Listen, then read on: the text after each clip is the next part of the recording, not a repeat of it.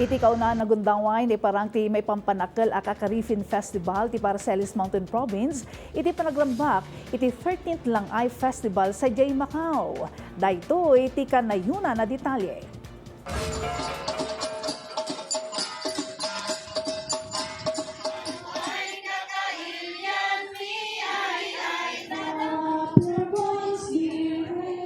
Gapo iti daytoy a selebrasyon.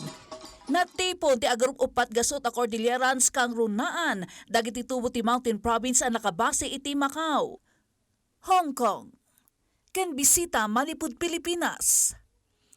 Daytoy tinapnuan kay papanan a 13th lang ay festival iti Macau, ana isiangkat iti Dr. Sun Yat-sen Memorial Park.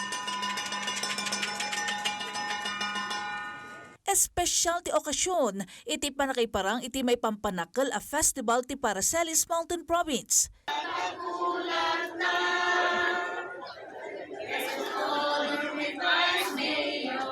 Daytoy ket iti parangiduulo ti Mountain Province Philippines Association Macau, iti parangimaton ti advisor ti grupo, ani Engineer Generoso Duculen Jr.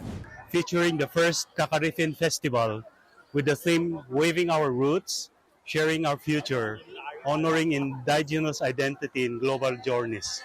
Nabaramot lang nga simuporta dagiti bisita iti Pilipinas kang runaan ni Parcelis Vice Mayor Lister Carlos.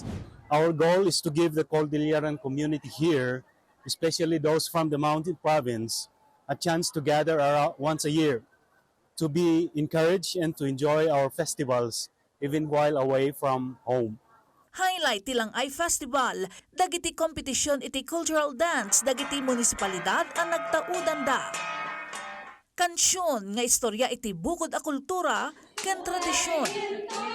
Parangibida iti namamaris a kawas. Decorative booths. Ken tapoy when rice wine making.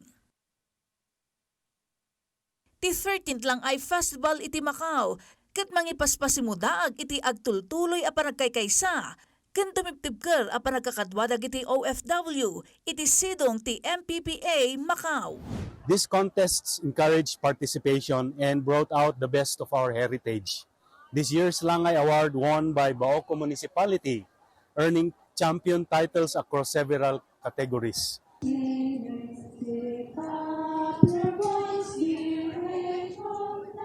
Laglagi punta yung nga wandersat, uray ka anuman, uray sa dinuman, datayo, ket Pinoy.